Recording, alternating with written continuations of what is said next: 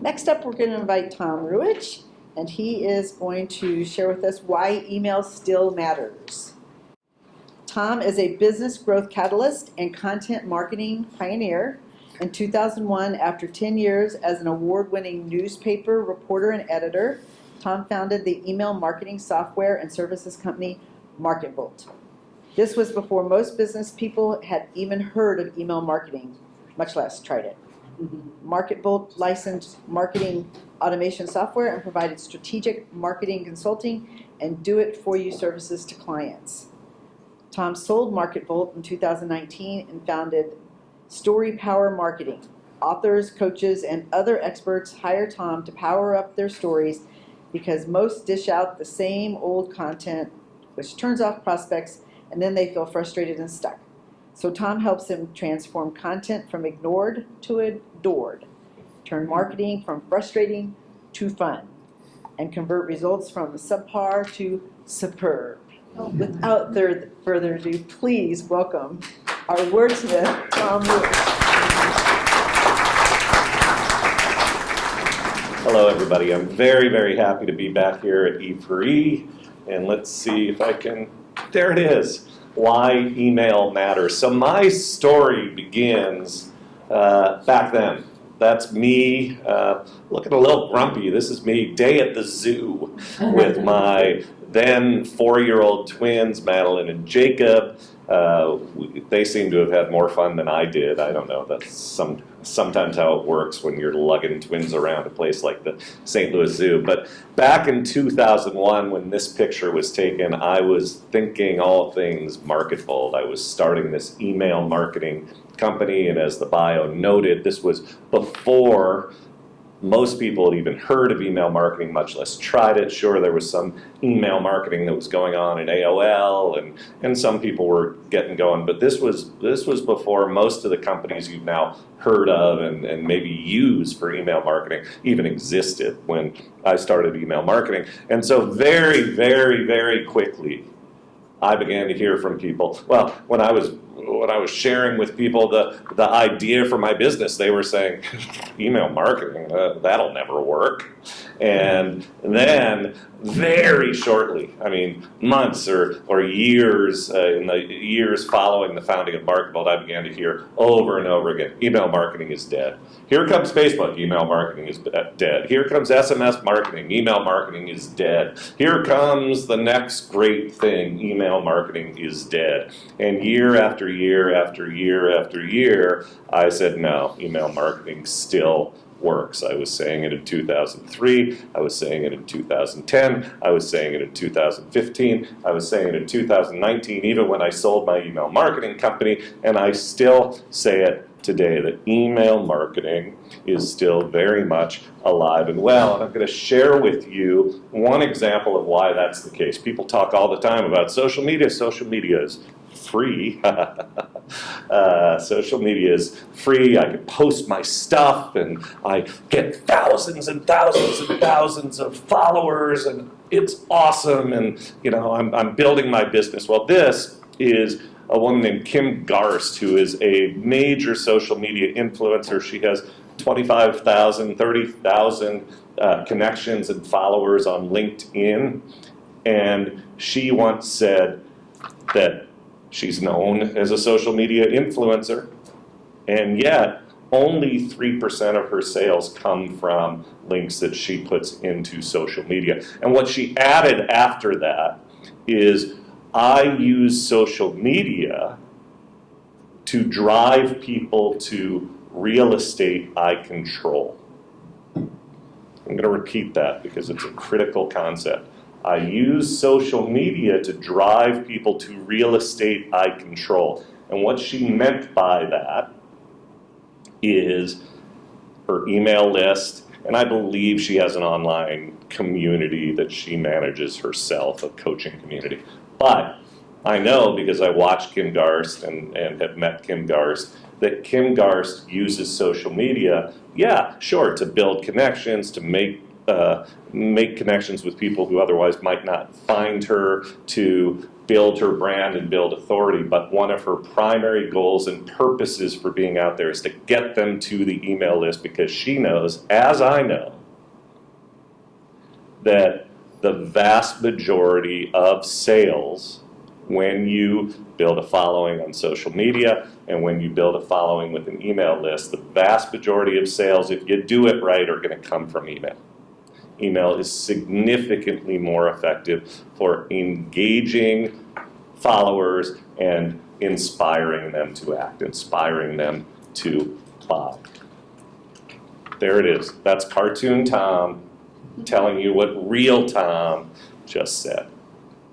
Email marketing is the most effective medium for engaging prospects and transforming them into clients. If you do it right. And that's part of the problem. So many people don't do it right, then they get frustrated, then they feel stuck, and they move on, and then they say, well, didn't work for me, I'm going to go back and try social media.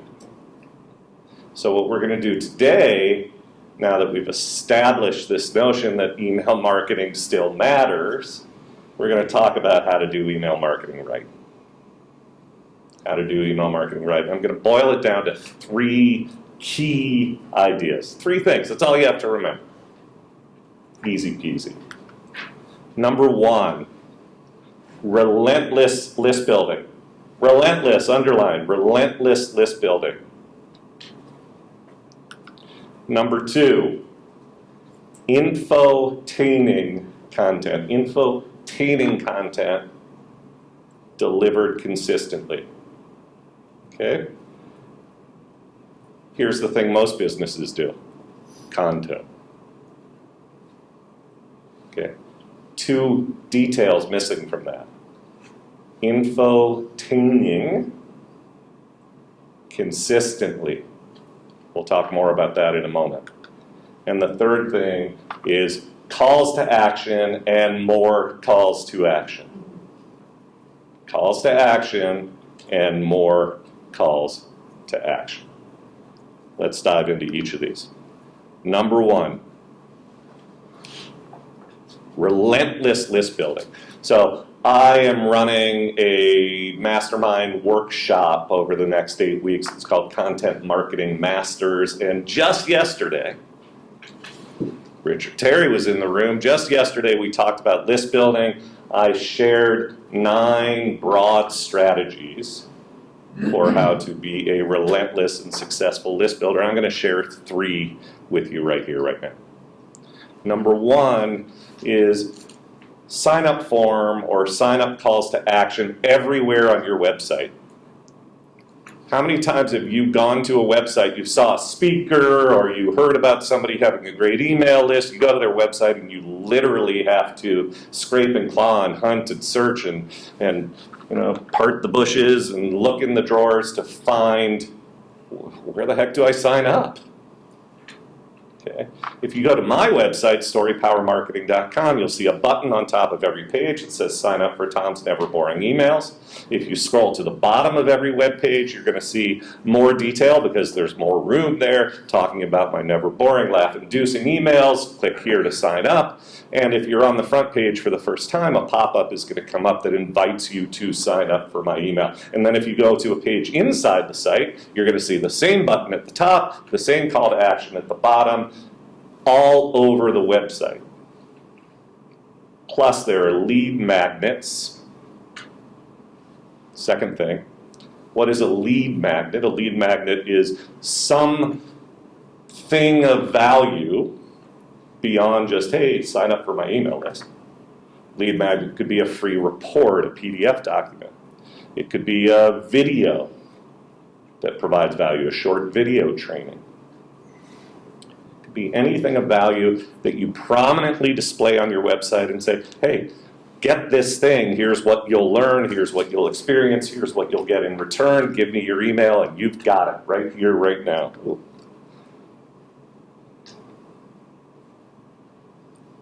Put it in the prominent place above the fold, top of your webpage. If you come to storypowermarketing.com, you're going to see a call to action multiple times on the front page. Sign up for my free 7-minute training. Okay. Third thing, back to this idea of Kim Garst, social to sign up. Think strategically and creatively about using social media, whichever channels you're on, to consistently get people to sign up for your email list. The way I do it is I repurpose emails that I've written as LinkedIn articles. And at the bottom of every LinkedIn article, I say, hey, if you like this, there's more at my sign-up page. I also share testimonials that I've gotten dozens and dozens of testimonials, implied hint there, you can figure that part out. And I will just take a testimonial and say, famous person Brian Kurtz loves my emails, here's the quote. If you want to be like Brian, sign up, here's the link. Those are just two of multiple repeatable systematic tactics that I employ to use social media to drive people to my site. The next tactic that I'm going to employ, because I'm beginning to experiment more with Instagram and with that new one that is competing with Twitter, or whatever they're calling that. Yeah, there it is, Threads. Yeah, shows how deep into some of the social platforms I am. So Threads and Instagram and so forth. I'm actually going to take emails that I've written and do email to video using AI software that can do that, automatically create videos that draw from the text, and I'm going to post those as, hey, if you like this video, you can get my emails in your inbox every Monday through Friday, click here. Social to sign up. Think of social media as a sign-up machine and your list will grow. Okay. Now, second thing, infotainment content. So important. Here's the bottom line, especially if you are an expert, an author, a professional service provider, a lawyer, a kitchen guy, somebody who knows all about networking and wants to build connections and draw people in that way. What we tend to do is dish out some valuable tips, some valuable information, blah, blah, blah, third person. Here is the most important thing that you need to know about delegation. Here are 5 tips about delegation, blah, blah, blah, blah, blah. Zero personality, zero entertaining, and people tune out and move on because they can find that information 800 times over, and because now we have ChatGPT, they can find it 8,000 times over because somebody can give you delegation tips at the click of a button. And no one knows or likes or trusts you or likes you. And what you need to do in your content is what I call the 3E framework. You have to know your prospects. Understand that the stories and the content that you put out have to be about them. So you start by empathizing. Where are they now? What do they feel? What is it that's bugging them and keeping them up at night? Envision where they want to go. What's the other side of the mountain? And then understand how your products and services enable that journey. And if you zero in on the 3 E's, you're going to have the foundational stuff that allows you to share stories and turn anecdotes into parables that are valuable to the prospect, that the prospect sees themselves in the story. Critical point. Most of those blah, blah, blah, boring information-only bits that I talk about are third person. Here's how to delegate. Delegating is important. Here's why business leaders want to delegate better, blah, blah, blah, blah, blah, blah. Virtually every email I write has a first-person component. I this, I that. I'm in the story. People know me. People get to like me and trust me and experience me. But all of that said, and this sounds paradoxical and a little confusing, the story's not about me. The story's about the prospect. And finally, last point about infotaining content, you can't send too much. if you're sending boring blah, blah, blah content, you can't send too little. Stop sending if it's boring. But if you're doing what I'm suggesting, the more you send, the more you'll sell. And the bigger your list, the more you'll sell. Final thing, getting short on time here. Okay, leads to the last part. The great mistake that most people make in their email is they believe this ridiculous myth that's been perpetrated upon all of us. Here's the valuable content, tips and interesting stories and blah, blah, blah. And then 20% of the time, sprinkle in a little pitch. Valuable content, sales content. BS. Wrong.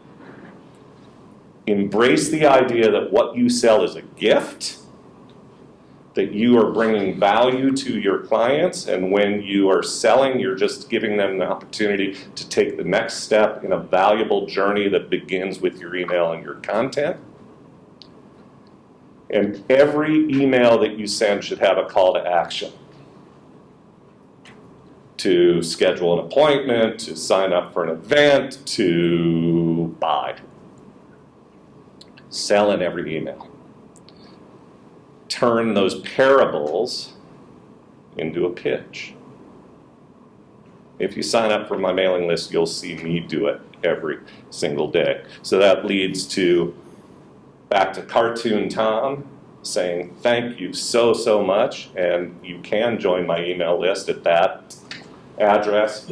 And then you also can email me if you have any follow-up questions that I'm not able to answer in the time that we have. Or if you want a free content makeover, send me one piece of content that you're working on. It could be your LinkedIn profile. It could be an email that you've sent or that you're drafting. It could be a page that you are working on your website. Send that to me and I'll reply to you with actionable tips on how to power it up and make it more creative and entertaining and valuable. And we'll do that by email over 2 rounds. So email tom@storypowermarketing.com if you're interested in that. And now I think I have some time for some questions. Yes? Where do you stand with using the term exclusive content? When you say exclusive content, what do you mean? I mean, only if you do this will you get this. Well, so it depends on what you mean by this. Yeah, there are, so in marketing terms, we often talk about bonuses. So if you buy this product, I'm going to include this bonus. If you, there's a sales strategy that a lot of marketers will say, don't discount, bonus up. So if you buy before a certain date, you will get these 3 bonuses, exclusive content, so forth. If you miss that deadline and buy on this date, you'll get 2 of the bonuses. Or 1 of the bonuses. So things like that, that's one scenario, exclusive content. The other way to think about it, where I thought you might be going, is you want to establish the notion that you're building a community and there's a sense of belonging on your email list. And so you don't want to create the notion that every piece of content that you're delivering by email is available in 17 other places. You don't want to post them all on LinkedIn. You don't want to post them all on wherever. You want people to feel the same, oh, this is, I'm getting special stuff because I subscribe to the list. There was a hand over here. Who else? No? Any other questions? Yeah, Michelle.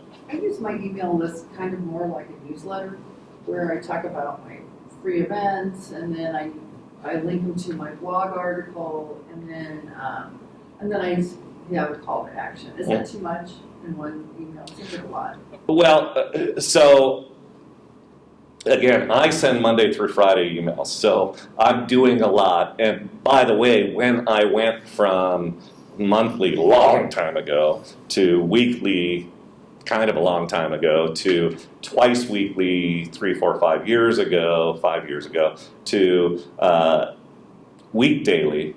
My open rates went up, my response rates, direct replies went up a lot, my opt-out rate and complaint rate plummeted, and my sales increased. So that's the first thing. On Monday, I send what you might call a newsletter. It's a recommendations thing, multiple items, but the Tuesday through Friday emails are stories, are just a block of text, narrative.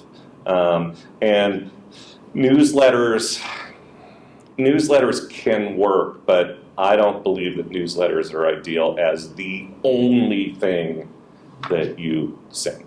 When you do your Tuesday through Friday, do you do a call to action on those as well? Every email. For sales? Every email. Okay. Yeah, and there's a built-in footer Yeah. that has what I call my super signature, that has, whenever you're ready, here are 5 ways I can help you. Oh, okay. And so I don't think, for example, today was a short story about a concert I went to last night and how the singer, in the middle of a song called Don't Forget, forgot the lyrics. It was funny. It was train wrecky, and then it was funny, and it was awesome, and there were great business lessons. And at the end of it, I didn't say, buy this, or that reminds me of product X, which I'll often do. But there's this whole PS. Yes? Me? Yeah. Yes. Okay, I think I was Yeah, the one Karen. with my hand raised. I am a highly sensitive person, so when someone stops receiving my email, Oh, yeah. I don't exactly know how to handle it. So Yeah. I've done the ignore it but I've also reached out. And like one time, one other woman said, I did not, she's a member. She goes, I did not. I go, yeah, we have it. And she goes, well, how do I get it back? She was truly like surprised she deleted it. Yeah. And then the other, one of the other people said, I'm getting 2 for 2 different emails. Yeah. But most of the time I ignore it. Yeah. And then I'm not sure if we're friends anymore, Yeah, so there's a lot there, and I'll try to take it one step at a time. Number one, how should you feel when somebody opts out? Number one, you shouldn't take it personally. You shouldn't, people are inundated with email, and just because somebody says, I don't want to read your emails, doesn't mean they don't like you, doesn't mean they're not your friend, doesn't mean they don't want to talk to you again. Okay, that's the first thing. More broadly, there are people, and I sort of subscribe to this, who would suggest that when people opt out, celebrate, because what you want is an engaged list, and if somebody says, they're probably not the people you want on your list anyway, so it's a good thing when people opt out. The second part of your question was more a technical one. Why is my email system sending 2 emails? I'm not sure. Well, Software is... Yeah. No, they've got 2 different email addresses. Oh, they're in there with 2 different, okay. And So that can happen, and that's hard to prevent. You have a form up there, somebody signs up with Gmail, But they were still in. They just had deleted one. Well, there you go, Now right. that I knew. Yeah, and so when somebody opts out, I will check for their name elsewhere and say, oh yeah, they're on Gmail, they opted out on their Office email. There are people in this room who have been on my list who opted out. I don't know why they opted out, but reaching out it's a little bit iffy. If they're a really good friend saying, wow, you opted out, did I do something wrong? That's okay, but the people, reaching out to people who opted out, I recommend against it generally. But there's an argument for it in that occasionally there may just be some technical glitch. Their spam filter may have opted them out without their knowledge or their consent. So it's a tough one to answer. It's sort of a case-by-case thing, Karen. Yeah. Yes? So I'm on a couple boards, and we are always looking for new members at Yeah. Chamber and then NABIP, which is health insurance. Would you use the same type of tactic or strategy for recruiting members? Yeah, I mean, it depends on how you're going about building a list and so forth. But if if part of your list and part of your business goal is, I want to recruit members, then go back to that 3E framework that I talked about, partner. Who are the people who we're trying to reach, prospective members? Where are they? What is it that is keeping them up at night and frustrating them? Where do they want to go? What's the benefit and the value? I actually am now working with somebody who is interested in something very, very similar, and we're having that conversation. Go deep and discover the prospect's story, and then weave that into your emails so they see themselves in what you're putting out there, and they say, "Oh, you get me." If somebody reads your stuff and is responding with, "This person gets me," you're halfway through the battle. What we're really talking about doing email marketing well is giving you an opportunity to sell without feeling like you're a pitchy pest. And all of us want that, right? And with the frequency, every day is not overkill? Every day is not overkill, right? If. I read Tom's emails every day and I read every one of them and enjoy them. Thank you, It's Nikki. not, I don't look at that as it's plugging up my email box. I'll go, oh, it's Tom's. Thank you for that. And some people will tell me, I get your emails every day, I put them in a folder, and then I sit down for 20 minutes and read 5 in a row. So they're short, except for the first one. they're actually kind of long, Oh, okay. right? Kind of. Speed I mean, Well, your 20 minutes. Monday one is where you make all the recommendations. yeah, reading time 2 minutes. Yeah, but Okay. your other daily mails, I would say 2 minutes max. Thank you for that. My time is up. Thank you all very, very much.